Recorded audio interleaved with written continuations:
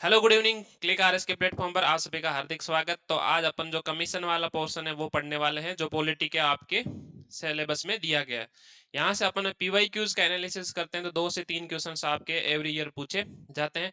तो फटाफट 15 से 20 मिनट में इसको रिवाइज करते हैं और 1 से 2 क्वेश्चन आपके सही हो जाए ऐसी मैं उम्मीद कर सकता हूँ। ठीक है, तो यहाँ से चलो स्टार्ट करते हैं। क्या क्या चीजें आपको याद रखनी है।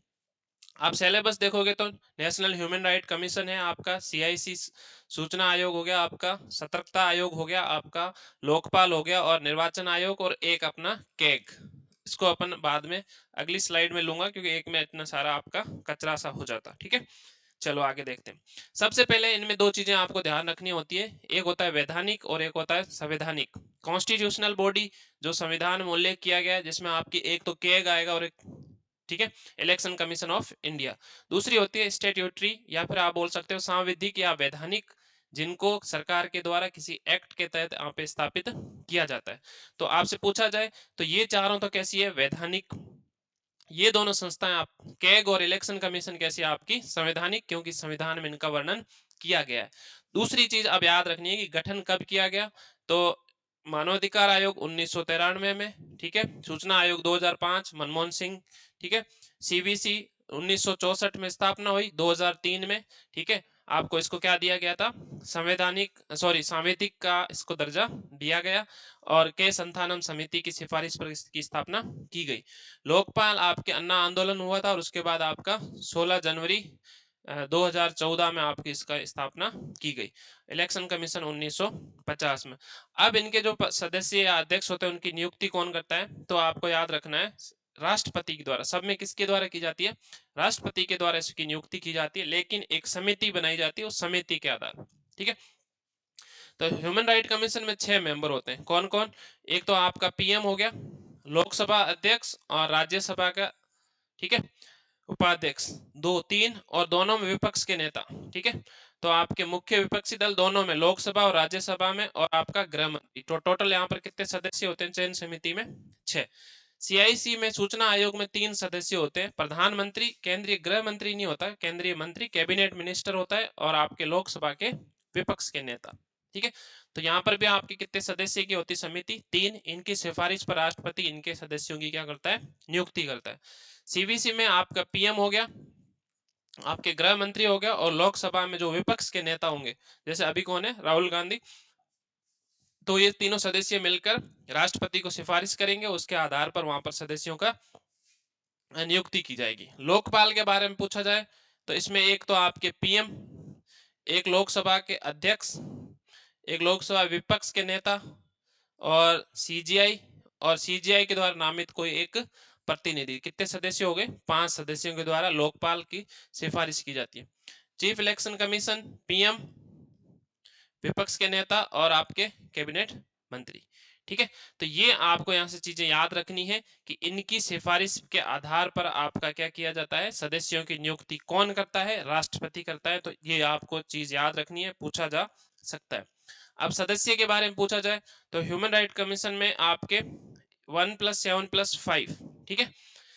उसके बाद सीजीआई में आपका एक, ठीक है, अध्यक्ष होगा, 10 सदस्य होंगे। ठीक है, सीवीसी में 1+2, कितने सदस्य, 1+2 सदस्य होते हैं। लोकपाल में आपका एक तो होगा क्या, अध्यक्ष, 8 सदस्य होंगे, 8 में से 4 को क्या होना चाहिए, न्यायिक क्षेत्र का ज्ञान होना चाहिए, और 4 ऐसे होना चाहिए एसटी एससी से हो गया, अल्पसंख्यक महिला वगैरह इनसे। ठीक है, तो टोटल सदस्य कितने होते हैं, एक अध्यक्ष प्लस 8।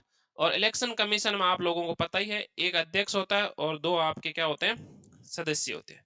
ठीक है, तो ये चीज आपको याद रखनी है, किसमें कितने कितने मेंबर होते हैं, ये अध्यक्ष होते हैं, कौन अध्यक्ष क्या होता है, ये सारी चीजें भी याद रखनी है।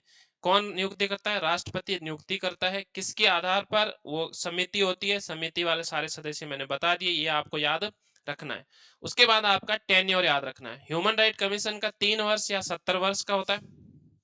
ठीक है, सीवीसी में 4 65, ये याद रख लेना, एक ये अलग सा होता है, थोड़ा सा पूछा जा सकता है। ठीक है, सीआईसी सूचना आयोग पहले अलग था, 2019 में एक एक्ट सरकार लेके, अब केंद्र सरकार तय करेगी कितना है, अभी शायद है ना 3 वर्ष या फिर 65 वर्ष की आयु तक ये है। ठीक है, फिर भी एक बार आप देख लेना, 3 वर्ष या तो टेन्योर रहेगा या फिर उसकी यदि उम्र 65 साल हो गई तो वहां तक वो अध्यक्ष या सदस्य रह सकता है। लोकपाल का 5 साल या 70, ठीक है। और इलेक्शन कमीशन का आपका 6-65, संवैधानिक का मैक्सिमम 6-65 ही होता है, कैग का भी अपन देखेंगे इतना ही आएगा 6-65, ठीक है।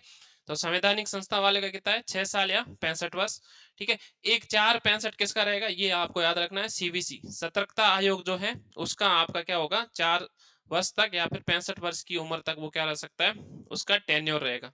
अब इनको हटाएगा कौन, ठीक है। तो सबको राष्ट्रपति हटाते हैं, लेकिन ठीक है, ये इसका इलेक्शन कमीशन का अलग रखना, इसमें जो राष्ट्रपति होता है ये सुप्रीम कोर्ट को क्या बोलता है, जांच करने को, ठीक है। सुप्रीम कोर्ट जांच करके बोलेगा, ठीक है, कदाचार या फिर वो पद के लिए असक्षम है, ठीक है। दो स्थितियों में क्या करेंगे, सुप्रीम कोर्ट जांच करेगा, जांच करके राष्ट्रपति को बोलेंगे भाई इसको हटा सकते, तो राष्ट्रपति इनमें चारों में हटा देगा, ठीक है। इलेक्शन कमीशन जो है उसमें आपका क्या होता है, ये सुप्रीम कोर्ट के जो आपका जज होता है उसको हटाने का जो प्रोसेस होता है उसके समान होता है। तो आपसे पूछा जाए इलेक्शन कमीशन में राष्ट्रपति द्वारा सुप्रीम कोर्ट के जज के समान हटाया जाता है, लेकिन उसके सदस्य जो होते हैं उनको चीफ इलेक्शन कमीशन जो होता है, मुख्य निर्वाचन आयुक्त जो होता है, उसके रिकमेंडेशन पर राष्ट्रपति क्या करता है, सदस्यों को तो सीधा हटा सकता है, लेकिन मुख्य चुनाव आयुक्त जो होता है उसको सुप्रीम कोर्ट के जज को जो कैसे हटाया जाता है वो प्रोसेस होता है सेम वैसा का वैसा रहेगा, ठीक है। तो आई होप यहाँ तक आपको समझ में आ गया होगा, ठीक है। उसके बाद आपको ये नाम पूछे जा सकते हैं, ठीक है, अभी कौन इनके अध्यक्ष हैं, मेनली यही पूछा जाता है, प्रथम अध्यक्ष कौन है। तो ये अलग अलग चीजें हैं जो सारी चीजें आपको क्या करनी है, याद रखनी है। तो प्रथम अध्यक्ष ह्यूमन राइट कमीशन का रंगनाथ मिश्र। वर्तमान पूछा जाए वी राम सुब्रमण्यम, ठीक है, राम भूल गया शायद टाइपिंग करने वाला, वी राम सुब्रमण्यम जो अभी वर्तमान में है इसके अध्यक्ष, ठीक है। सूचना आयोग के आपके वजाहत हबीबुल्ला प्रथम थे। वर्तमान आपसे पूछा जाए हीरालाल सामरिया, ठीक है। उसके बाद आपको सतर्कता आयोग के बारे में पूछा जाए तो आपको श्रीनिवास प्रथम थे, अभी एएस राजीव है, ठीक है। लोकपाल आपको पहला तो घोष याद होगा, पीके घोष, और अभी है अजय माणिक राव। अभी कौन है, अजय माणिक राव। अभी कौन है, अजय माणिक राव खानविलकर। सिंपल एक नाम रख लेना, अजय अजय माणिक राव, इतना याद रख लेना, ये सफिशियंट है अपने लिए। और चीफ इलेक्शन कमीशन आपको पता ही है कौन है, राजीव कुमार ही है अभी, ठीक है। तो ये इनके अभी वर्तमान में अध्यक्ष कौन है ये हमने इसमें देख लिया, तो ये चीजें आपको अच्छे से याद रखनी है, ठीक है। उसके बाद आपका बचता है कैग वाला, ठीक है। तो कैग को मैंने अलग से अब बता दिया, यहाँ पे लिख दिया है, तो आपको अच्छे से याद भी हो जाएगा। पिछली बार इससे क्वेश्चन पूछा गया था, हो सकता है अभी भी 2023 या 24 वाले जो आरपीएससी के क्वेश्चंस देखते हैं तो वहां से ट्रेंड लग रहा है कि या तो इससे आएगा या ह्यूमन राइट कमीशन से क्वेश्चन आ सकता है। तो ये चीजें आपको अच्छे से पढ़ के जानी, 1 से 2 क्वेश्चन पक्का इसमें पूछे जाते हैं। तो कॉन्स्टिट्यूशनल है हमने पढ़ा था, ठीक है। संवैधानिक संस्था आर्टिकल 148 से आपके 151 तक, किस प्रकार उनको मैंने इधर से अलग डिस्क्राइब कर दिया, क्योंकि आजकल क्या है ना, आरपीएससी के आर्टिकल दे के पूछने लग गई है ना, तो थोड़ा सा डीप में पूछ रही है, तो अपन ने साथ में देख लिया अभी कौन सा आर्टिकल क्या है, ठीक है। नियुक्ति मैंने अभी बता दिया राष्ट्रपति के द्वारा। कार्यकाल इसका कितना होता है, 6 वर्ष 65, मोस्टली यही होता है संवैधानिक संस्थाओं में, क्या होता है 6 वर्ष या फिर 65 वर्ष की आयु। योग्यता का संविधान में उल्लेख नहीं है। दर्जा सुप्रीम कोर्ट के न्यायाधीश या जज के समान इसको दिया गया है। पुनर्नियुक्ति इसकी नहीं हो सकती, ठीक है। क्या नहीं हो सकती, पुनर्नियुक्ति नहीं हो सकती। तो यहाँ पर भी है ना, इनमें भी लगभग सब में पुनर्नियुक्ति नहीं होती है, ठीक है, वो भी आप याद रख लेना। वेतन आपका सुप्रीम कोर्ट के जज के समान दर्जा दे वैसा ही दिया था, और उनका आपको पता है संचित निधि पर भारित होता है, आप शेड्यूल 3 पढ़ते हो उसके अकॉर्डिंग, ठीक है। अब आर्टिकल 148 में आपका नियुक्ति कार्यकाल त्याग पत्र इसके अकॉर्डिंग, ठीक है। 148(2) में इसकी शपथ के बारे में बात की गई, ठीक है। उसके बाद आर्टिकल 148(3) में वेतन और शर्तें। 149 में इनके कार्य क्या है, शक्तियां क्या है, जैसे ऑडिट करना, ठीक है। अभी आएगा केजरीवाल वाले की भाई कैग रिपोर्ट आई है तो वहां पे त्रुटियां पाई गई थी, कोई सरकार करप्शन वगैरह करती है, तो इससे पता चल जाता है कि सरकार का रेवेन्यू जो आ रहा है और वापस एक्सपेंडिचर है वो किस प्रकार से सही से हो रहा है या करप्शन कर रहे हैं नहीं कर रहे हैं, इसका पता लेखा जोखा रखती है पूरा, ठीक है। 150 में इनके लेखा जोखा का प्रारूप कैसा होगा, ठीक है। और 151 में कि भाई ये रिपोर्ट बनाएगी तो क्या करेगी, तो सेंट्रल गवर्नमेंट की जो रिपोर्ट होगी वो केंद्र सरकार, ठीक है, केंद्र में क्या होगा, ये जो रिपोर्ट बनाएगा 151 के तहत राष्ट्रपति को देंगे और राष्ट्रपति जो है संसद में उसको प्रस्तुत करेगा।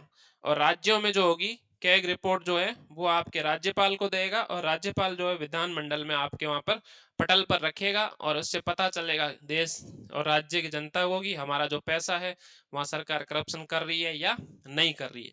तो ये चीजें हैं, इनमें से आपसे पूछा जाता है जनरली कि कार्य टेन्योर कितना है, चयन समिति कितने सदस्य होते हैं, अध्यक्ष की नियुक्ति कैसे होती है, हटाया कैसे जाता है, ठीक है। तो ये क्वेश्चन आपसे मोस्टली पूछे जाते हैं। तो आई होप आप लोग इसको अच्छे से समझ गए होंगे और इसमें कुछ ज़्यादा समझाने को है नहीं, याद करना पड़ेगा। जितना ज़्यादा याद करोगे उतना आपका आउटपुट अच्छा आने वाला है, ठीक है। तो ये मैं पीडीएफ आपको अपलोड कर दूंगा अभी। इसमें जो भी एक दो टाइपिंग एरर है, ठीक है, तो वो आप देख लेना, मैंने वैसे बता ही दिया है, बाकी आप लोग इतने स्मार्ट लोग ही, ठीक है। तो फिर कभी एक क्लास के साथ और आऊंगा। मोस्टली मेरा अभी यही मोटिव है कि भाई छोटे छोटे आपको वीडियो दी जाए, उनमें से एक दो क्वेश्चंस आपके फंस जाए ताकि आप ना आउटपुट अच्छा आए, ठीक है। तो मिलते हैं अगली क्लास में, तब तक के लिए आप पढ़ते रहो। थैंक यू, गुड नाइट, शुभ रात्रि।